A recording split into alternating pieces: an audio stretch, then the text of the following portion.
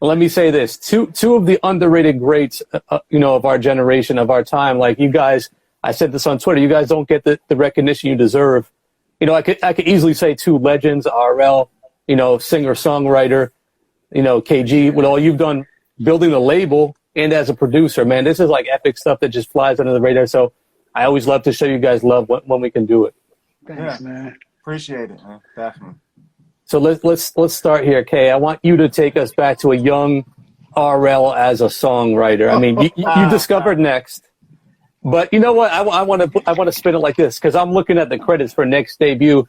I see RL's name on a lot of them. I don't see the other members, but I know RL was the songwriter. Take us back to that whole situation. Well, even to start with the discovery part, I definitely got to give much love and props to Lance and Prof from the group Low Key. Like they're the ones who actually discovered Next, and they're the ones who actually did Next's original and first demo. So when they came to me, they were really kind of sort of polished and ready to go, and that was because of the work that Lance and Prof put in. So first off, I want to give much love and props to them, man. Definitely. Yep. Yeah, and then by the time they got to me, I was already working on a bunch of different groups and, starting to develop different things. I'd already did Jahiem, and I had Rotten Rascals and a bunch of different things. But, I ran into them on the road. And like I said, I was developing other R&B groups before them. Yeah. One of them, I even had Jahiem at the time. I hadn't really gotten to, to deep into his project yet. But I had Jahiem on. And Format was at Warner Brothers, I think. Yeah, Format. And let me say this. This is a crazy thing. So, Gordon Chambers was on like Clubhouse a couple weeks ago, and we were just some country kids. Kay flew us out to Jersey or to New York. Really, we landed with flip flops on, probably some Carl Kanai, and they were literally at the Apollo. But he had these church fan flyers, and our name was on it. Like, we were part of his new lineup. So he had already made the decision that he was signing us. Like, it was a no-brainer for him. So, but we had signed, and we had went in the studio, and we were like the lowest on the totem pole. And Gordon Chambers was like, okay, just go in there and see what you can do. And I went in there, and I was like, I'm going to make sure we on this record. Yeah. And I started singing. He said, sing this part. So I did. He was like, matter of fact, take part of my part that I was supposed to do. And that's how we were able to kind of jumpstart over a lot of the other acts Kay had. We were so hungry. We were like, yo, just put us in the studio. So go ahead, Kay, my bad, but go ahead. Yeah, actually, that was, a pivotal moment. Like, like he said, well, actually, I don't, a lot of people a lot of people may know of this and some may not, but we did this song called Illtown Christmas. Yes. Shout out, which is a favorite to a lot of people, especially come Christmas time. BET plays it all the time, and a lot of people know about it. But shout out Gordon Chambers. Gordon Chambers wrote that record. He did that record with me. Yeah. And like RL mentioned, they came up, and we were all in the studio, all of the different groups I was working on at the time. And he just was like, okay, Next, come in here. And like RL mentioned, RL was just, he was hungry. He was just like, yo, I'm about to just go in here and show out. And I'm going they're going to turn, they're going to notice me. They're going to, and that's what happened. And Gordon ended up saying, yo, you know what? And pulling me to the side saying, hey, Kay, man, like that dude RL, man, like, I mean, I'm going to have to use him a lot. And I said, hey, Gordon, it's on you. You know it. You the vocal guy. So if you saying it's it. And it kind of opened my eyes as well, as far as the totem pole of artists that I was working on at the time. I ain't gonna even front. It catapulted Next to the top. Yeah, but RL, love him as a songwriter. Like I said, doesn't get the credit he deserves. At what point? We're gonna run through some of the hits, but man, that debut album, rated Next. We talk about like Too Close. We talk about Better Love, I Still Love You, and so on. I see RL's name next to those. As such a young cat. Yeah. Being in there and writing these big hits. What do you remember about him being able to pull that off? Yeah, and like I said, like even when it came up and it started off, RL, and remember, like you wasn't even writing a lot of the stuff at the beginning. He was basically just trying. He was sitting there. He was the one that every morning when I came there, he was up first. every morning. I had the studio in the back house, and we would be there every day. But every day I would come in early in the morning, and RL's already up. Okay, check this beat out. He got the MPC running. He got beats running. And he didn't even care if it was whack or whatever. He just was like, man, I don't do beats, but I don't even care. But I'm just, I'm trying to get my lyrics off. So I'm just messing around and doing stuff. So he was the one that was always there. And when we first started working on the records, like I said, shout out to Lance and Prof. Lance and Prof actually did the bulk of the stuff first. They were the ones that were writing everything. They were the ones that were producing everything. And RL just was slowly but surely, like I said, once again, the totem pole of just, that hunger and just that, hey, guys, hey, look at me, check this out. And the funny thing is, Butter Love being one of those songs, it was a song that actually Prof had did the pre-production of it on it, but RL wrote it. And he had the song, and that was basically the first one that really pushed through. He had the song for a minute, and he just kept pushing, just like, hey, you need to listen to the song. And I just was like, okay. Nah, you need to listen to the song. Okay. And then he started just giving it to my brother, to everybody, just like, yo, tell me, get Katie to listen to this song. Get Katie. And everybody else started listening to the song first before me. Right. And then everybody just start coming to me. Yo, did you hear that Butter Love record? I was like, yeah, I heard it. It reminds me really, at the time, I felt like it reminded me a lot of R. Kelly. Right. Not that R. Kelly vibe. It really, really reminds me of an R. Kelly record. But everybody was just like, yo, that record's dope. That record's dope. I'm telling you need to really, really pay attention to that record. That could be the one. So then I went to Prof, and I asked Prof to the side. I was just like, Prof, what's your real feelings on this Butter Love record? He was like, yo, it's rough, but I think if we reproduce it and really put it together, it could be one. So I said, okay, RL really wants it bad. Everybody else is talking about this record. So let's work on it, and let's try to bring it to life, and let's just see what we got with it. And that's what we did. And that was the beginning of RL really starting to, like, especially for me personally, to say, okay, well, dag, I really need to focus and pay attention to this guy as a writer, of doing stuff. But let me tell y'all something that's funny. Shout out to Face, because Face was the cheerleader for Butter Love.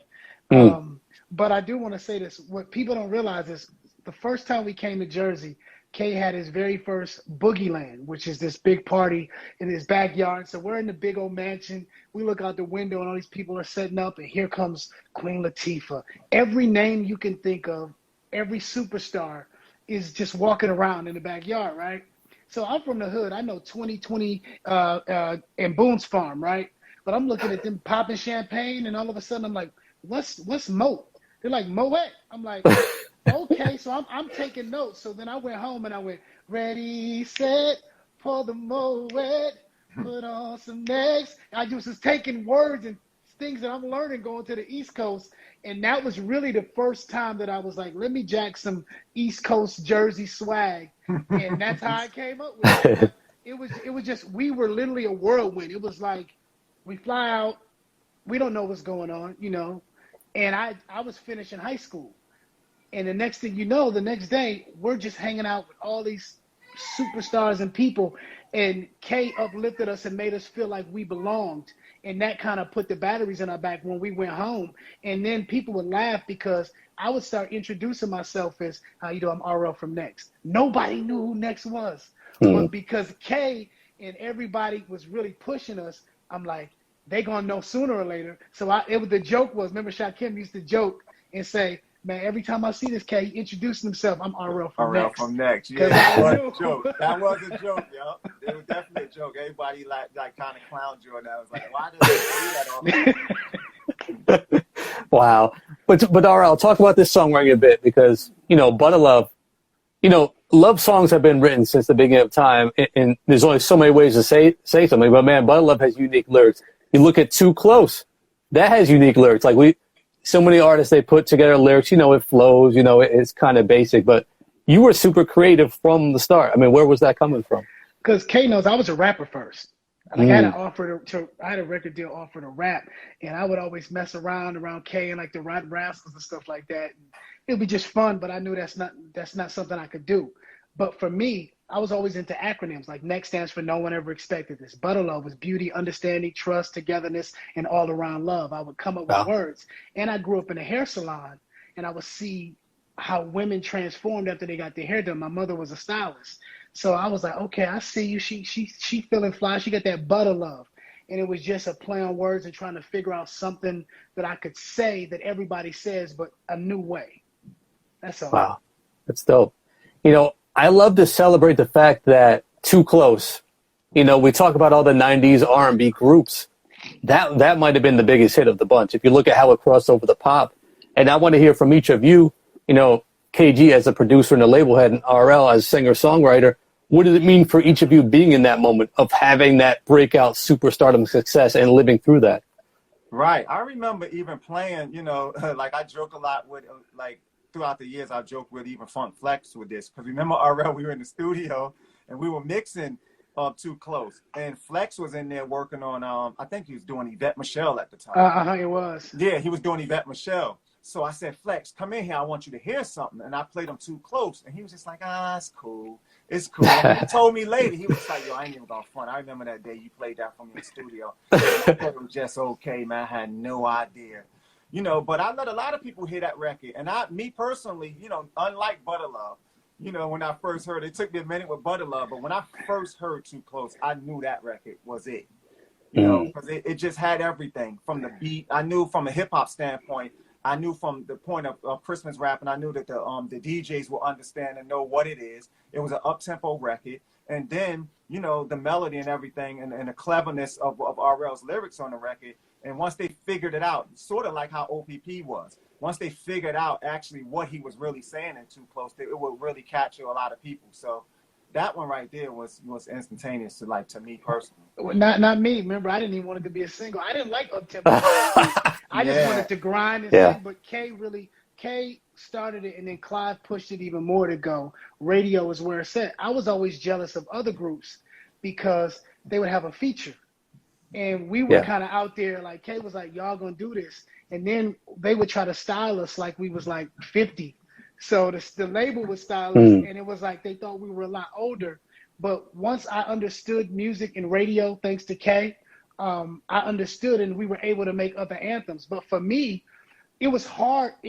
In the beginning, it was hard to write because K, again, would have a loop plan.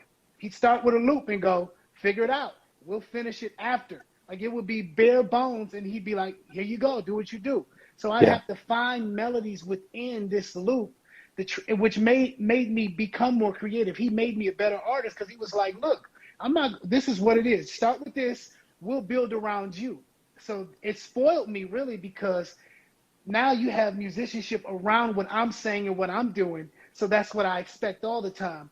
I didn't expect it to do what it did because I didn't understand. I do have to shout out Tweet because he wrote the Step Back and Dance Kind of Close part, and which is an integral part, you know, that taught me to have the back and forth with the dialogue when you're singing with ladies. That's why I came with the will you be my wife? That's me realizing women wanting a part to sing performance wise. But for me with the record, I remember they promised me the second single was going to be Stop, Drop, and Roll. Then they were like, okay, we got to go with this. This an anthem. Then they said it's going to be the third single, which that record was originally for Usher. We were going to give it to Usher. And we finally recorded Stop, Drop, and Roll. And I was like, okay, this is going to be the single because we had like little dance steps. But once you see how the audience reacts, and I would always see Naughty perform, and I'll go, I want anthems. And it's funny because Kay used to get all these boxes of free Adidas and all this stuff. And he would look at us and go, I'd be like, I want that. He'd go, sell some records. So speaking of, RL, real quick, speaking of boxes, what was the vocal booth made? Yeah, it was t-shirt boxes. People think it's so fancy.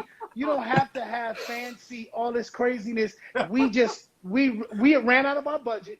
Yeah, I had a bunch of t-shirts, like just bunch of t-shirts back then. It was boxes of t-shirts. So I literally made a makeshift vocal booth, and it was I just took the boxes and just stacked them around it, and that was the vocal booth.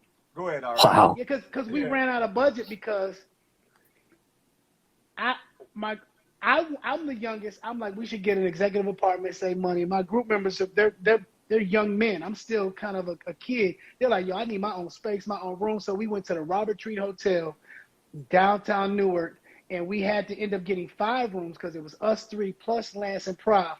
So we ran through our budget because we didn't know no better. You know what I'm saying? These people think you sign a record deal and you get this big old amount of money. No, I think we had where we got like $1,500 a month. And we would walk around Newark buying fake clothes thinking it was real and going to the studio. And lastly, the hardest thing for me, because I'm an early morning person, was we would literally work from 7 p.m. to 7 a.m. What was it, Perfect Pair Studios? We was in the hood, but it was so much fun. And all the crew would come hang out in the studio, and we would just record it. We didn't even know what we was doing, but Kay and Lance and Prop directed us, and I think we made some history. Wow, absolutely did. I mean, Kay, when you heard the lyrics to the song, I mean, how did you react? Like, because that's such a unique song. It's almost funny a bit when you think about it. I'm assuming, RL, that was like something you had just, were in that moment and it came to you. But, I mean, talk about Kay when you heard it. You talking about the lyrics to Too Close? Yeah. Yeah, I mean, like I said, I thought it was funny. RL would explain the stuff to me all the time anyway. He would be, the first thing he'll sing it, and then he'll stop and be like, hey, did you catch that? You know what I'm saying, right? Like, sometimes I could catch it, because it's a lot, even through all of the songs, he's always got something like that you got to really, really unravel or peel back layers on. But, with that record, it was sort of obvious, but then again, not too obvious. I'm not sure if I even caught the first time when he said, step back, you dancing kind of close. He had to bring that to me. And you feel a little poke coming through, and you know what I'm talking about, right? Then when he said that, I was like, okay, I get it. You being a little horny little RL. Right, basically. Dope. It's the amazing thing, a song like that, a song like Wifey. Every time I go to a wedding, I hear at least one song you guys created together. I just think that's magical and special that you guys have created such timeless music. I got to give you props for that. Appreciate it, man. Thanks. I mean, we had a lot of fun, even like back, that during that time, man. We created so many records and so many, like joints, a lot of joints. A lot of them seen, the light, and some didn't see the light of day. But we just had fun doing it, man. And like I said, it would be every day. We would just people don't realize I left the studio for Perfect Pair working on the first album when we did Just in Case. For Jah, we did it at the front house. Matter of fact, it was a studio. No, we did it in the back house first. Because remember, we did it in the back house first before we moved to the front house. You're right. But we did it in the back house first, and it was a ballad. Yeah, it was slow. It was for Coffee Brown. Right, but Jah, he was like our brother. Like, we literally struggled with him. We would eat cluck you chicken every day, and we all had air mattresses. He just happened to be in a separate room, but it was all connected. And there were records that I would have done other things with, but when he made the call, like, he would be like, "Yo, Kay, I want this record." He would be like, "You gotta ask RL," and then Jah would hit me, and I'm on the road. And I'm like, whatever you want, Jah. You know what I'm saying? So a lot of those other records, like Just in Case and Anything, came about where they were already done. And I remember being in LA when they sped up Just in Case, and having to write the bridge over the phone. Y'all called me in LA, and I had to literally write the bridge on the phone with everybody. And it was so much fun. And then we realized we had to I think we put Mo on one of those records, didn't we, Lil Mo? Lil Mo's on Wifey. That's her responding on Wifey. Yeah, but isn't she on one of? No, that's Vernell, Coffee Brown. She's on. She's on. Yeah, that's right. Yeah. Well, let's talk about, like you said, like, even I mean, like, once again, man, even it was RL's work that even for Coffee Brown, even doing that, we were putting a team together, and shout out my team at the time too, man. Like, I had a bunch of guys over there working with me, man, and they did Darren a lot of Lighty, work. Cliff. Yeah, shout Darren Lighty, Cliff Lighty, yup, definitely Tiger. Yeah. Mary Brown was there, Ritza. Shout out Eddie, Ritza, yup. Eddie, and all them. Eddie Berkeley. Shout Eddie Berkeley, yup. Shout out Eddie F. I had a whole crew, man. My man Tramp. There's a lot of them. BK, a lot of guys. Like shout out Sheldon. Tiger, Cito. Yeah, we had a crew there, man. And Delvis. We had a crew there, man, of people that worked on a lot of that stuff with us. And then even when we were starting to work on a lot of the stuff, also too, West too. Can't forget West too. West and Eric Williams from Blackstreet. Yup, Eric was there as well. But we were starting to put stuff together, and I was talking about even branching out to do some more stuff.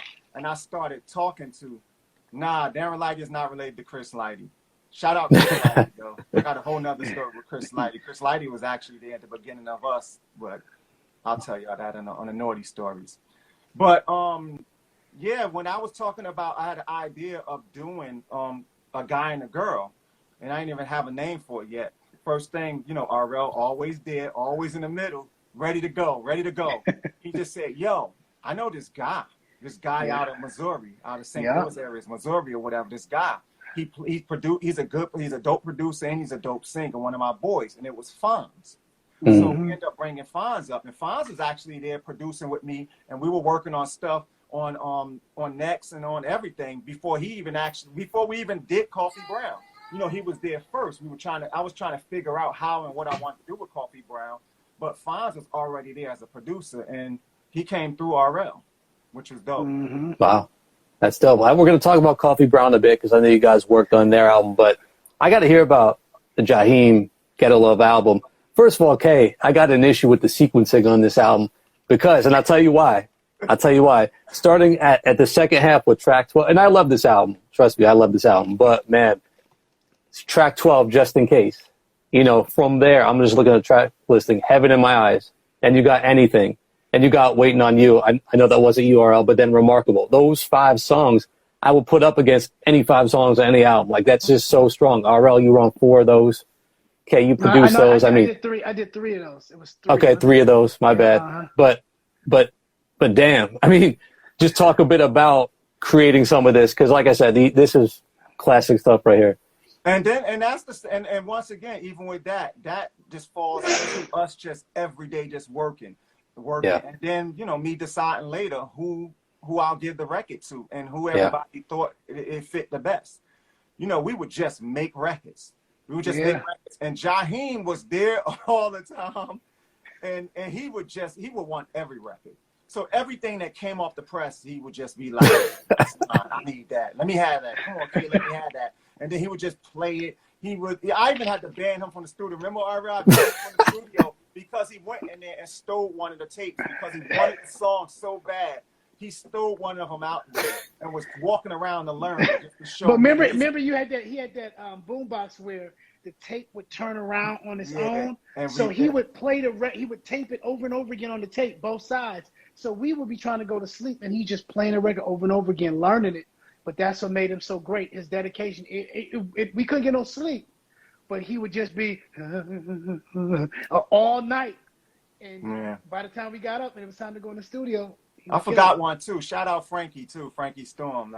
She used to be over with us, and Lil Mo too. And that's how Lil Mo ended up on that joint. Lil Mo was in the mix with us. We had a lot of people that we worked with at the time, man, that would come through and help me out a lot on a lot of stuff, man. And shout out to all of them too, definitely, man, because I definitely didn't, and I couldn't have done it by myself.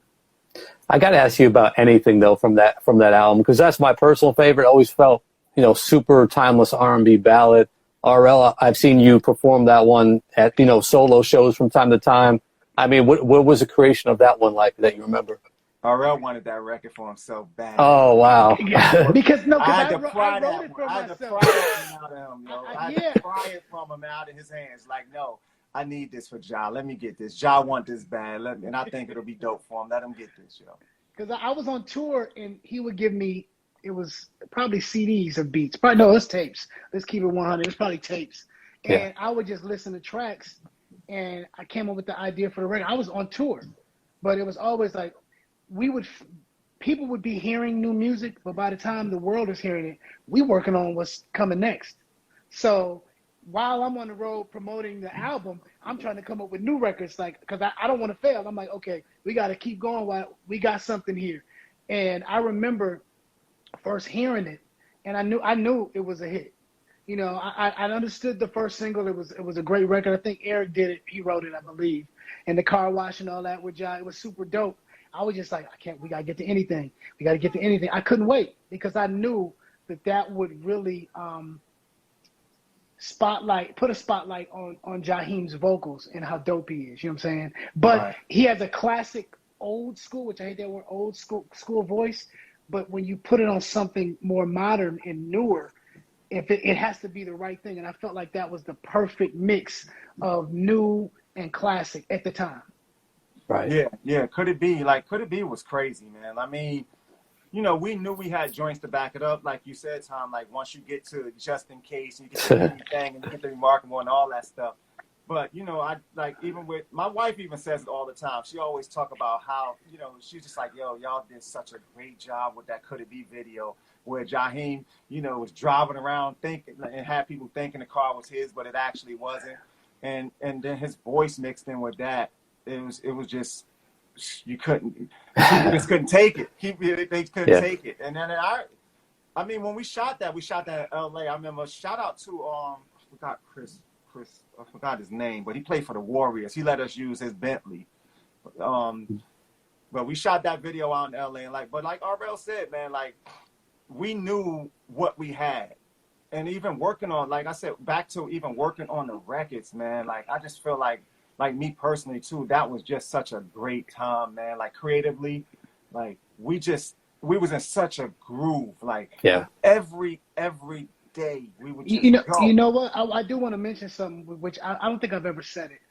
Our first showcase, I remember the night we were walking around Manhattan. We had never been. They have all like the little sex shops and the rooms you go in and close the door. And like, so we're walking around there laughing. We're not knowing. We're just tourists, right? And we knew we had this big showcase the next day. Well, they didn't choose at the time Jahiem. So we took it personal because we're all brothers. You know what I mean? He's we talking know about, each other. He's talking about the showcase, their first showcase. First showcase with Arista. Yeah, because Jahiem was a part of that. And, and Coffee, and actually Coffee Brown was also a part of it. No, Coffee Brown was later. Yeah, it was the other Coffee. It was the young lady. Yeah. Right, but so, but I always felt like we had something to prove, and I was I was probably more happy for his success than ours in some degree, because I felt like Ja was rough. He's street, you know what I'm saying? But he's talented. And if you can't look past the exterior to really see, you know, because he's been through a lot. You should do a movie on Ja. Like, he's made it through so much. And to see him blossom and become the success story that he has, I'm just honored to be a part of that. To even say I have like a sprinkle of something to do with that. Right. Yeah. Definitely. I mean, and you should be, man. You know, RL did a lot of work for a lot of people. You know, and a lot of the artists in there.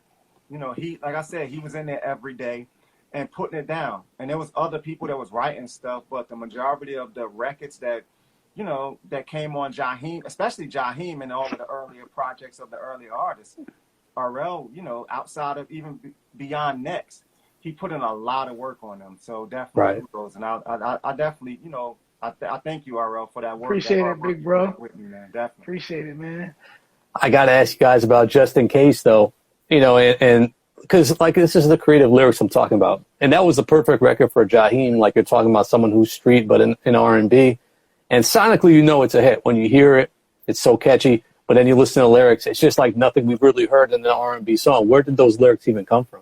Right. That's even. Let me just say something real quick. RL again. You know, when he explains stuff. So before he even sung the idea to me, he says, "Yo, okay, check this out.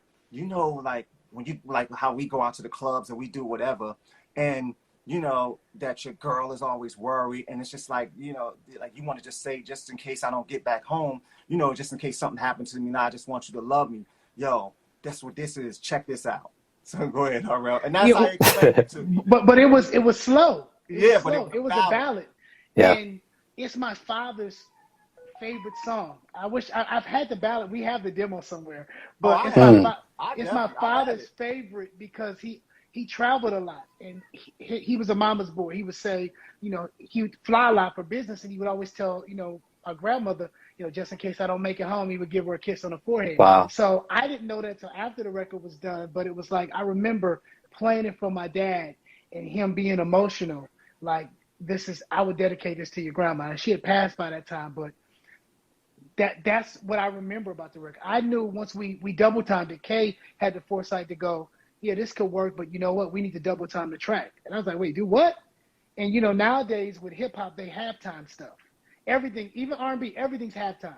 Kay was the only person in history that I ever heard say, not as a remix and we change it and do a different beat and you sing it faster. No, keep the same tempo with the lyrics. We're going to double time the beat. And all of a sudden, it just became this incredible monster hit. Wow. Epic song, timeless. Love that one. Yeah. One day I gotta let you guys hear our an original demo of Just in Case as a ballad, though. Right. It's hard to imagine. We got to hear that. Let that out of the vault, Kay. Yeah. I got to flow into the second next album because obviously you had massive success with the first one. Then you came with Wifey from the second one, which is another timeless hit I hear at weddings all the time, 20 years later, which is epic stuff right there. How many artists can even say they have a song in almost every wedding? So, RL, I mean, where did that song come from lyrically? How'd you pen that one? Well, you feel the pressure if you stop. Like if you take a break from working and all of a sudden you just bask in the success of the first project, you're going to get caught up. So we were literally continuously working on music all the time. And by then I understood radio. Now remember, we start with Too Close. I'm like, nah, that don't need to be the single. Now I'm like, oh, we got to do another club banger. We got to do something for the clubs again. So I understood because I had been molded by Kay. It was really fast. I write really fast. So once Kay had the track on, and by then we're not in the back house anymore. We're in the front house. So it was like, all these artists, they think of big studios and stuff like that. And yeah, we would mix in bigger studios a lot of the times. But even back then, before they had the mini studios, Kay had invested in himself to have, a nice studio in the crib. So we were really recording pretty much at the crib. Like it wasn't like we were like, we got to go get this big old room. There were times that we utilized that, like when we did like the remix for the remix for I Still Love You, and we did the Sex, Money, and Drugs for Pun, and then we did the Why Do Fools Fall in Love song. We did Splash in LA. But other than that, we were usually home team, and because we were more comfortable like that. All I remember is it happening really fast, and Kay saying, we need we need something. You got to be on this level. And I felt pressure, but I can remember we did that record the same week we did the 50 Cent record. Jerk. We did it around the same time. So it was like, okay, I can't go to the dirty route for the up tempo, but I can do that over here on this Jerk record. Yeah.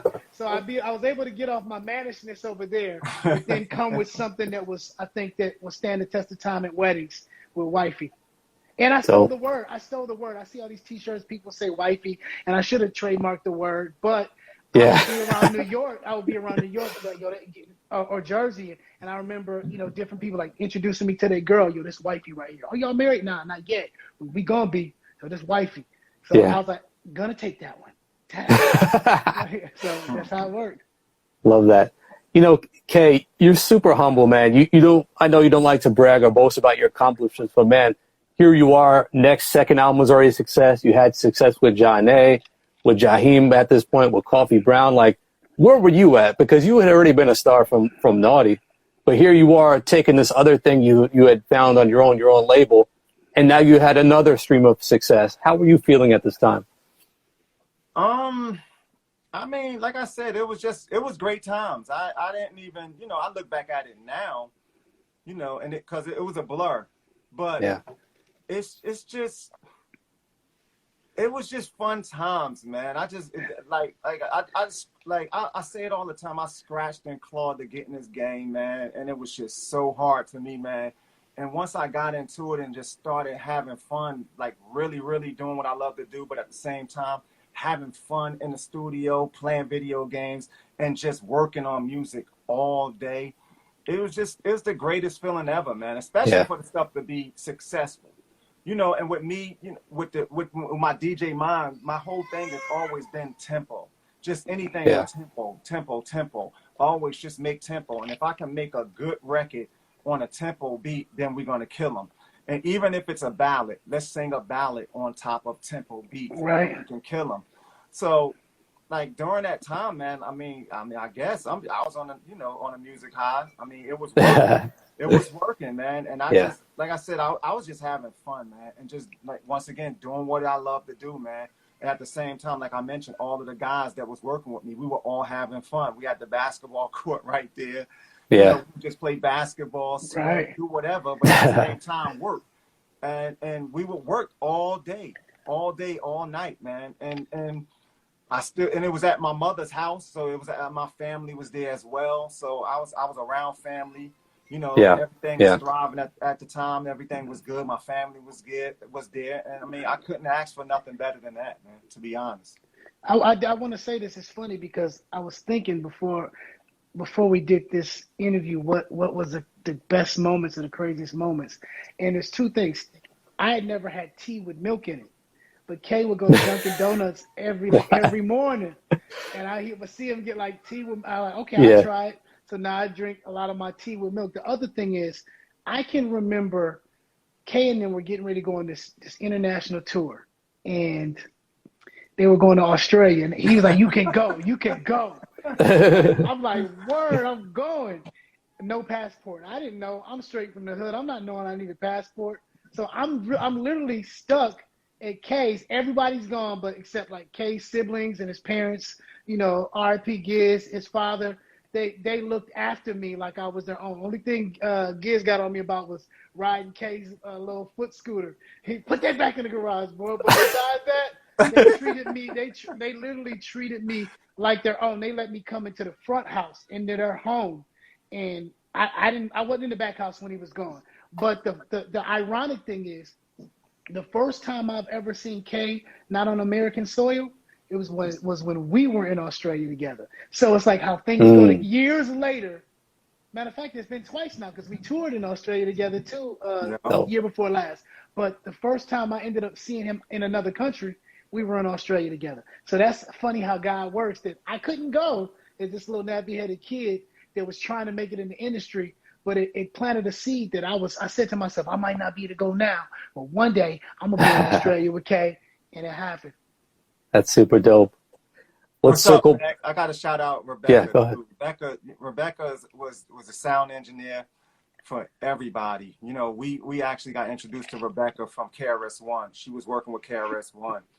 And she ended up being the sound engineer for us and doing a lot of stuff for us. So shout out Beck, man. Yeah, Beck is the greatest. And she ended up, you know, managing Naughty for a while too as well. So Beck worked with all of us and all of the groups, everybody. So shout out Rebecca, man. A lot of people don't, you know, they know all of the other people from the producers and all the other up front.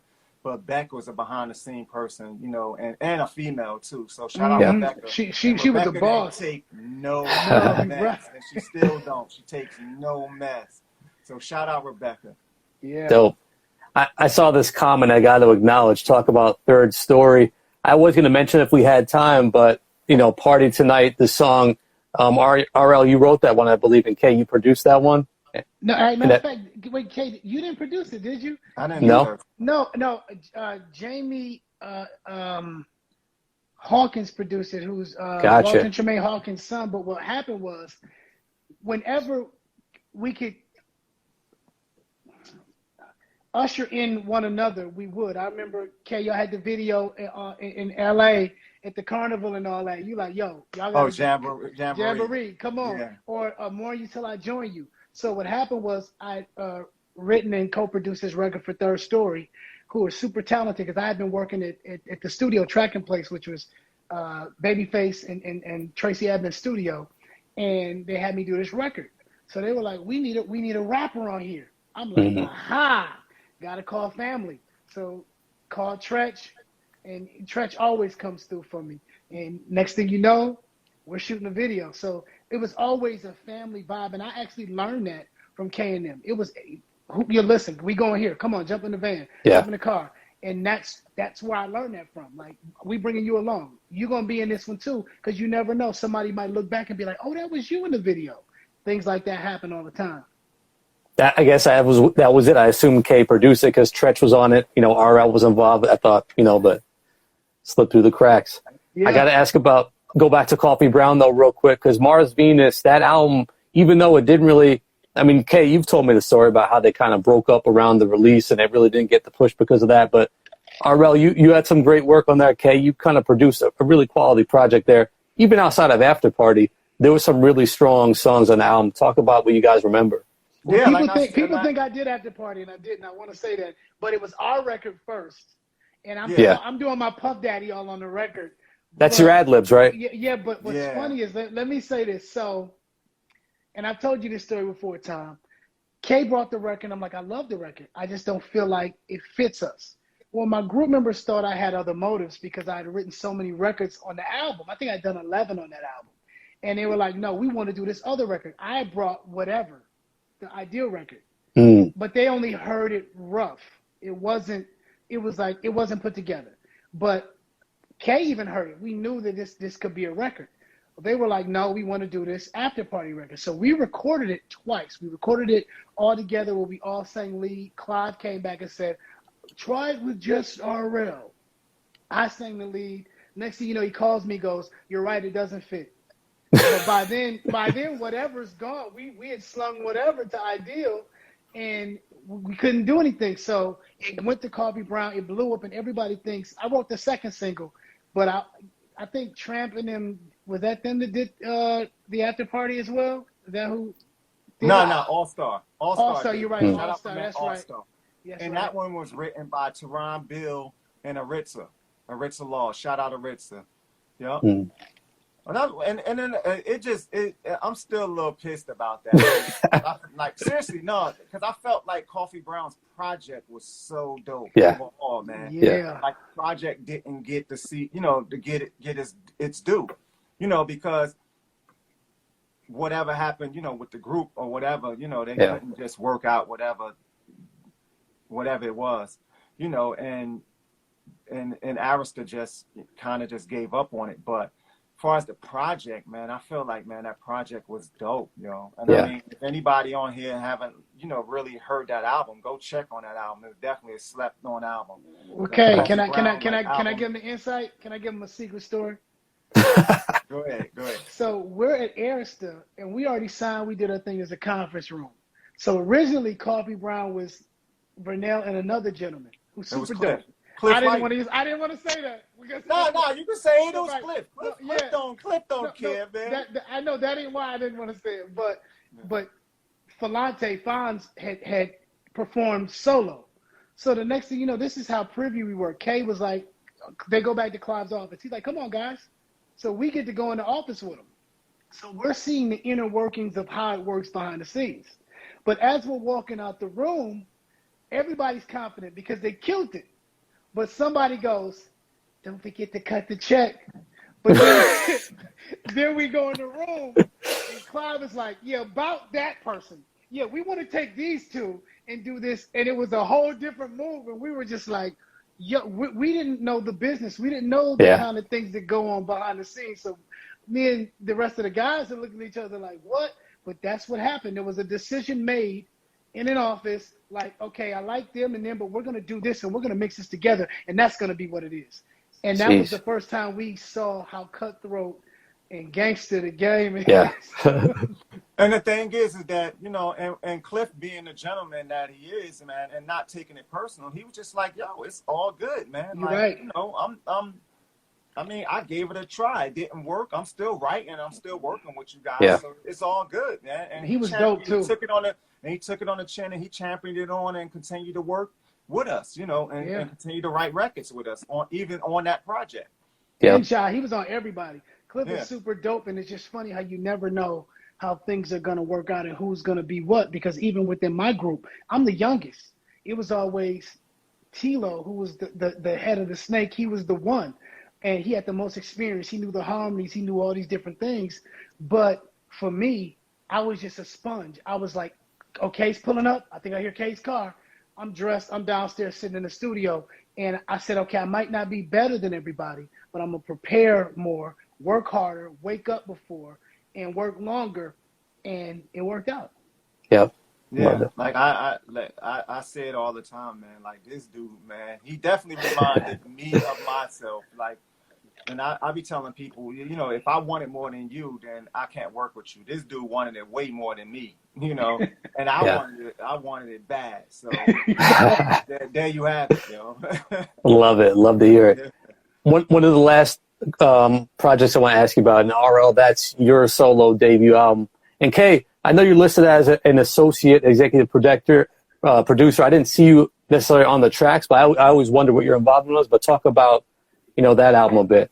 I mean, it was like at the time, to be honest, it was like a lot of misunderstandings of different things, you know, within, you know, within the group itself, and then me and RL, you know, a lot of different stuff, you know, like a lot of people were saying, like, I was hearing that RL was just like, yo, he wanna, you know, branch out and spread his wings and do other stuff with other producers. You know, he don't want to, you know, use your sound anymore. And then, you know, it was just a bunch of different stuff that was being said. But come to find out at the end of the day, you know, it was more or less the record company just wanting to do different things with RL at that point because it was a solo record and it wasn't the sound that they wanted to do it next, which was cool with me. And that's how it ended up, you know, going. Yeah, and it's funny because a lot of people came in and tried to come between me and Kay because me and Kay had always been close. And I think there were a lot of people that, you know, on the outside that probably didn't like that relationship and thought there was favoritism, and it wasn't. I just worked really hard. But I showed Kay my loyalty to him when it was just me and him, like, yo, big bro, thank you for what you did for me. Here you go. And it was that simple because I know that, and I always say this, you know, besides God and my parents, him and Lance and Prof T, I wouldn't be here, you know what I'm saying, like at all. No matter how hard I worked, no matter what, I would just still be in Minnesota doing talent shows and stuff like that. But he was one of the first to believe in me, and he put me in position. So when I was in position, no matter what anybody tried to come in and do, because I remember it was around 9/11, so it was really crazy. Like it was right after 9/11. It was going in between there, and we had just finished the second album. Wifey was out. We're like, okay, we did this much this album. We about to do this much this album. And Clive was leaving Arista.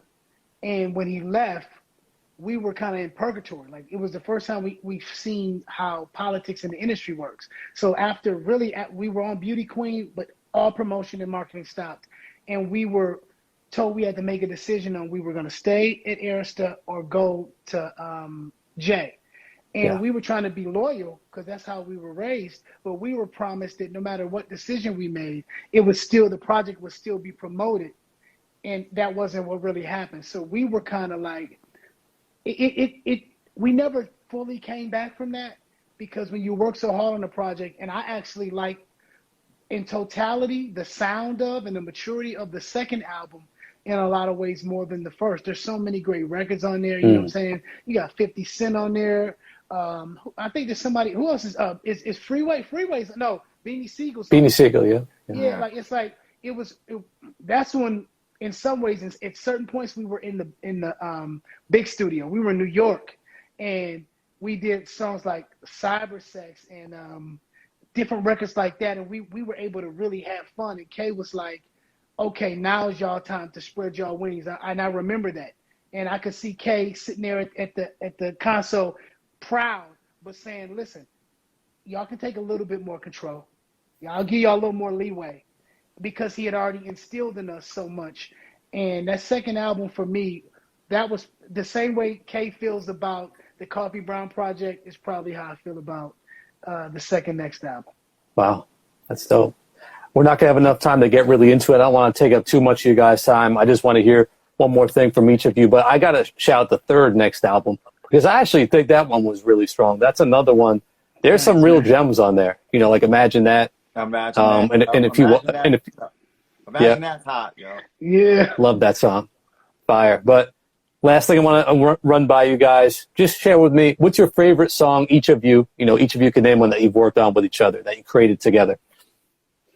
One of my, to be honest, like, I mentioned it earlier about Coffee Brown's album being slept on. Do You See? It's one of my favorite. Wow. Yeah.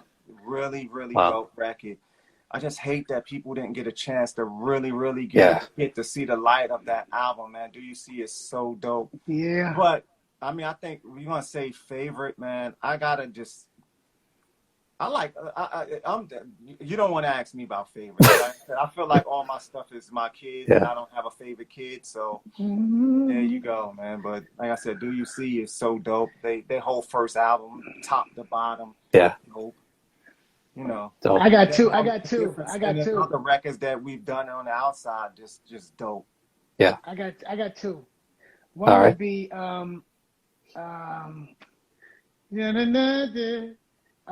your love is like getting 5 mics or from the third next album. Man, that's that on the third album. Yeah, it is slept on records on that. Yes. That, and then another one is Splash, because we had been on tour with Boys the Men and Casey and JoJo and Destiny Child. And Destiny Child actually opened for us, which is crazy because you see Beyonce now. But we were in LA and we went in the studio. And again, what's funny is the soundtrack label gave us a budget. 2 days in the studio. We don't take 2 days to do no song. Yeah. We're going to do that.